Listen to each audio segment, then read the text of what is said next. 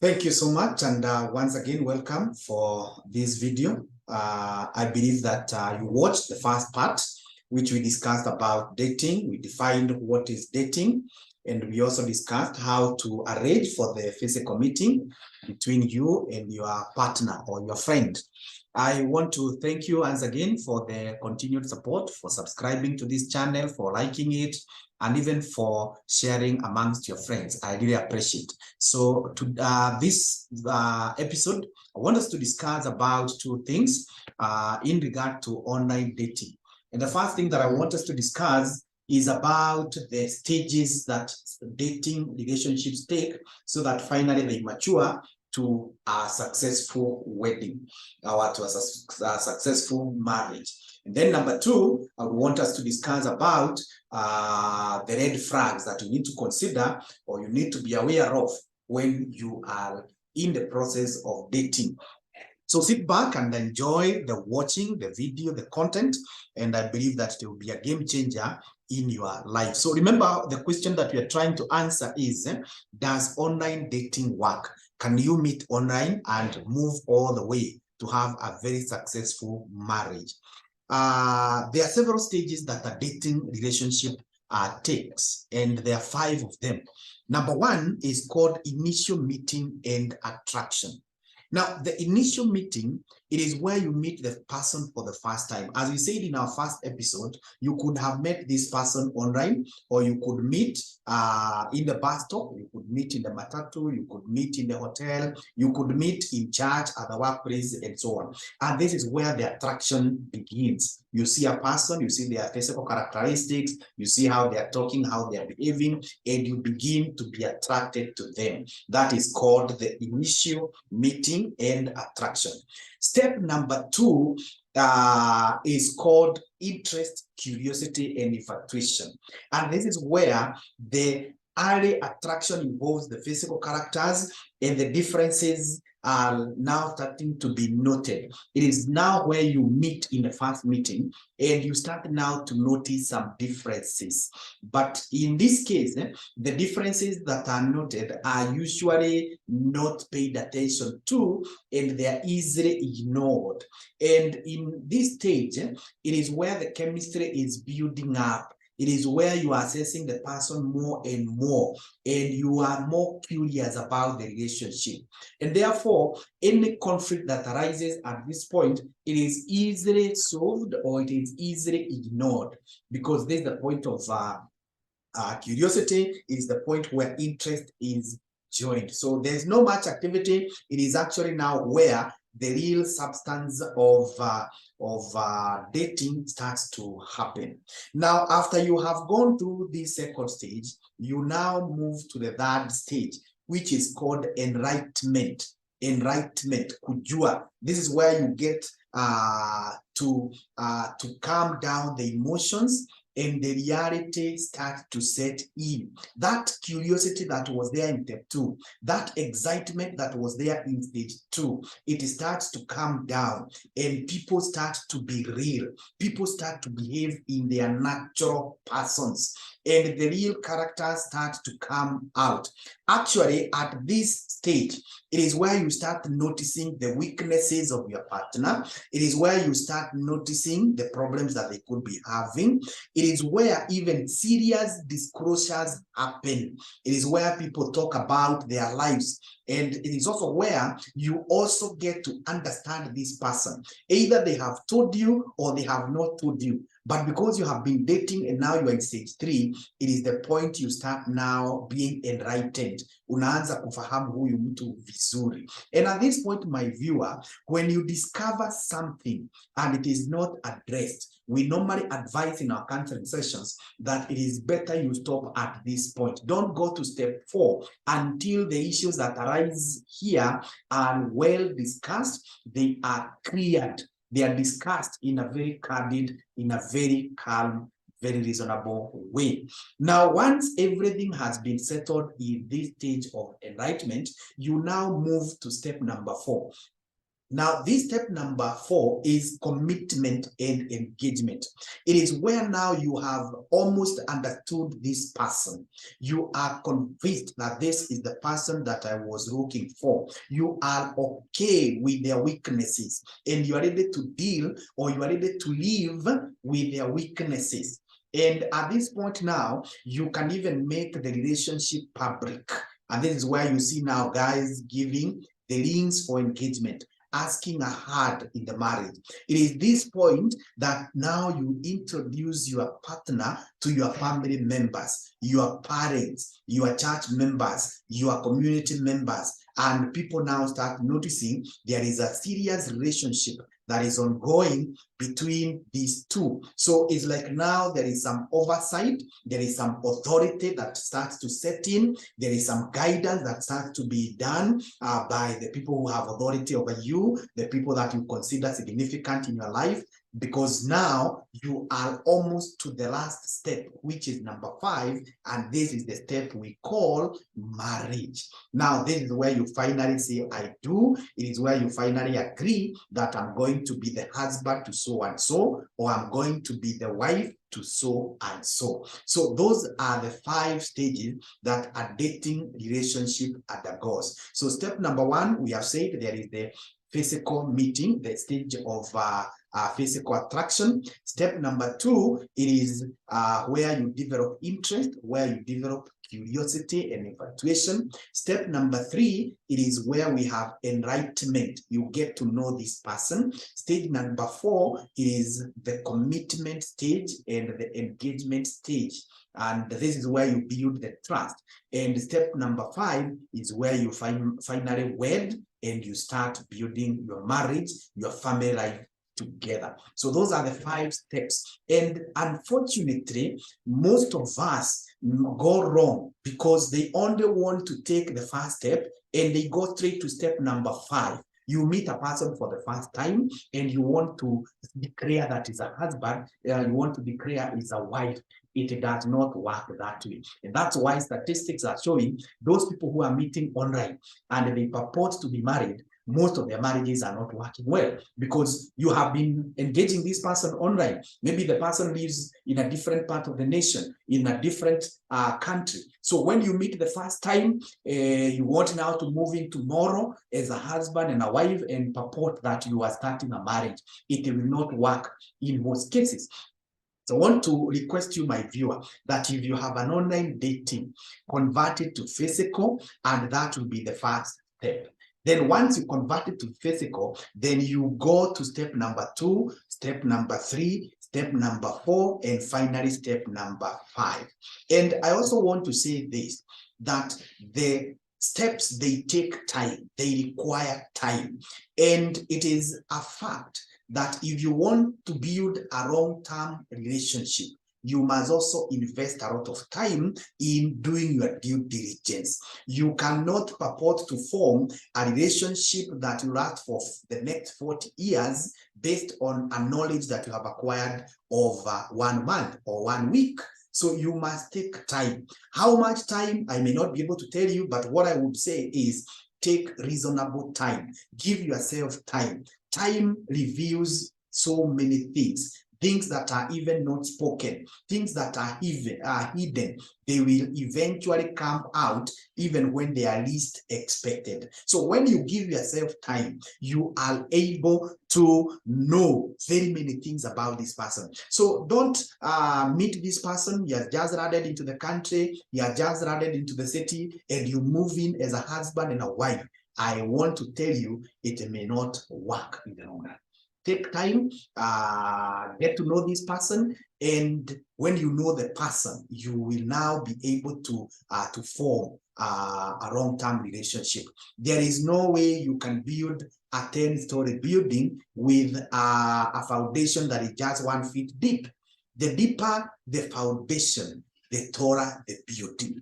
So you need to invest time. So online dating, you don't meet the first time and you get in as a husband and a wife. You don't meet the first day and you start engaging in sexual matters. That would be wrong. You'll be in for a disappointment.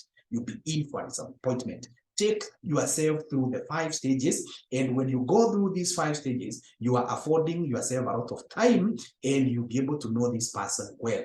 Now, at that point, let me discuss some red flags that you need to check in your dating relationships. Number one, if you are dating a person and you find that there is lack of family boundaries, then you know that you are in the wrong place. Lack of family boundary, it is where this person does not make independent decisions. Any decision that you want to discuss or to make, they have to go and consult their family members. Any conflict that arises between the two of you, they have to go and bring one of their family members to adjudicate between the two of you. This is a show that the person is not independent. The person has not created boundaries. I'm not in any way suggesting that we disregard the advice from our family members. But what I'm saying is that we also have a space to make our own independent decisions without consulting, without informing, without seeking counsel from our family members, to an extent that we appear we are not thinking about ourselves. So if you are dating a person who cannot make a decision, they have to keep on consulting. Be sure when you finally say you are married to them, they will also be consulting their family members. They will be consulting on how to spend money. They will be consulting on the number of children. They will be consulting on very many things, including meals. So if a person is not setting very clear boundaries, that is a major red flag. Number two is communication issues. Now, there cannot be a healthy marriage relationship without proper and clear communication. Communication is the way we express ourselves to others. It is the medium through which others take to understand us, and we become compatible and we move along in a unified way. It is even biblical that two cannot work together unless they agree. Now, in your dating relationship, if you notice that the person becomes emotional when you're discussing a particular thing, then you need to be very careful. You also notice that the person would want to run away from conflicts. Anytime you have a conflict, the person wants to ignore it. They don't want it solved. They want to run away from it. That is a red flag as far as communication is concerned. Something else is you notice that when a particular topic comes up for discussion, this guy does not want you to discuss it. Maybe you want to discuss how many children you have, you want to discuss about finances, you want to discuss even where you shall live, all these things. You find that the person is avoiding that discussion. I want to tell you, even when you get married, there will be no discussion on those issues. And quite often people make a mistake. They say that I will move in with this person and I will change them. I want to tell you, you cannot change them. The way you have found them, that is how they will be. They can purport or they can pretend to have changed so that they win you. But once you get married, their true colors come in. So check out on this red flag of communication. The other one is lack of self-autonomy, individualism. If you are in a dating relationship and you find that this person is not giving you room to exercise your freedom, they are so stingy. They are so sneaky into your affairs. They want to follow every bit that you are doing. They want to get the password of your phone. They want to get into your Facebook pages and all these things. They want to know who you talk to, who you called, and so on. That is a danger. These are people who will keep on telling you that you are my all happiness. You are my happiness. Now, at the beginning, it appears good, and you may think that they love you. These are the people who every moment they keep on calling you. How are you doing? How is your day? After like every 2 hours, they have called. You think that they love you, but I want to tell you, this is a sign of someone who is insecure, someone who wants to control your life. And in as much as when you get married, you become one, there is also the reality that you also have your private life. There are some friends that you had, and maybe you need to continue with them, good friends for that matter. Maybe there are some charmers. There are issues that you need to do as a private person. So if you find your person is congesting your space, they are not giving you freedom, they're not comfortable when you go out on your own. And I'm not saying that you should always be going out without informing your friend. But what I'm saying is, if this person appears to be too close to you, they are not giving you freedom. They want to know everything that you are doing. It may appear like it is good, but in the long run, it will come to haunt you. It will come to be your, to work at your disadvantage. Anytime they see you talk to a person, especially of the opposite sex, they think that something is wrong. They want to know who is that. What were you discussing? It is good to disclose, but you need to be very careful to what extent. The other thing is, if you find that you are always in constant fights, you are always disagreeing in the dating, in the courtship, then you can be sure that even when you get married, those constant fights will be there. So it is better you stop before it is too late.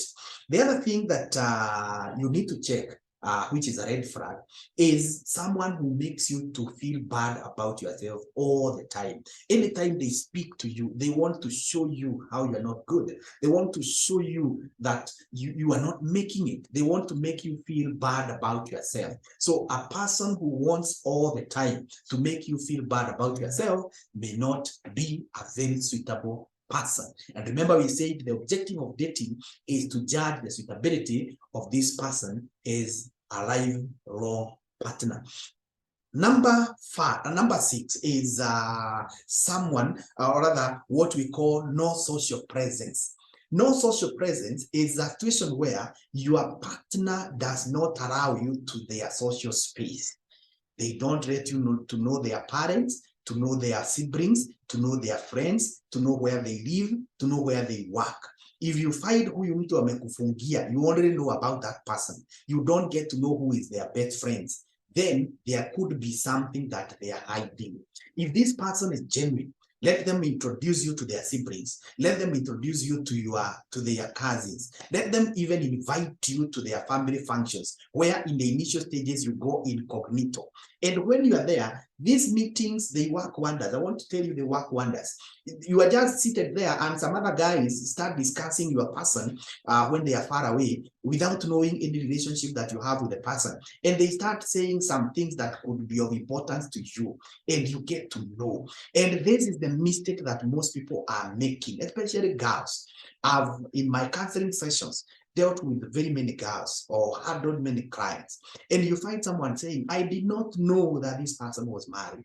I did not know that this person had another serious relationship. I did not know. Now, some of these things, you are coming to know them when it is too late. You could have known if you allowed this, if you asked this person, or if you demanded. Actually, this is an aspect of demanding. Let the person introduce you to their friends. Let them introduce you to their family. You'll be able to know before you commit yourself, even before you commit yourself sexually. Don't just rush. Don't be in a hurry. Take time. Let them introduce you to their social circles. So ukiona mtu amekufungia their social circle, it is a major red flag. Number 7, it is what we call the friends and family disapproval. If you introduce your partner that you're having in your dating relationship to your family members, to your close friends, and some of them express dissatisfaction, you need to take a step back and think, why are they saying what they're saying? Maybe there could be something they have seen or they are seeing that you're not able to see. Unfortunately, most of us, when we get such negative criticism, we think that people are just talking out of malice. But I want to tell you, they could be true. Nothing is far from the truth. It could be about malice. They don't want you to benefit or to get into such a relationship. But there is also the other side, that someone could be talking from a genuine heart. There is something they are seeing that is wrong. There is some information they know that you do not know, and that's why they are advising you. So it is important when you hear a negative comment being made, don't quickly brush it off. Take time, reevaluate it. Take time to know, was this negative statement made out of malice? Was it made out of goodwill? If it was made out of goodwill, then go with it. If it was made out of malice, then just rubbish it and move on. So don't be agitated by the negative comments that could be made by your friends or your family members. They are very, very important because they are able to point out some things that you may not be seeing. So I think those are very, very important red flags that you need to check out. You can keep it in this channel. You can contact me if you want to be assisted in a greater way. We also do premarital counseling. We also handle family issues. In case you have anything, we talk to groups, even church youth. We do this kind of sensitization because it is very, very important that you get yourself into a healthy relationship. So my conclusion is that dating online, it can work, but it only works if you are able to quickly convert it from online to physical meeting, and you give yourself time to assess the person. You get to know this person, and when you do so, it will be successful. So I wish you well in your family relationships, in your marriage relationships, and even in the other relationships. So in case of anything, feel free to contact us. We will be helping you. So once again, make sure you subscribe to the channel. Make sure you like the channel. Make sure you share. Make sure you leave a comment there. We really appreciate. And thank you so much even for the support. So see you then in our subsequent talks.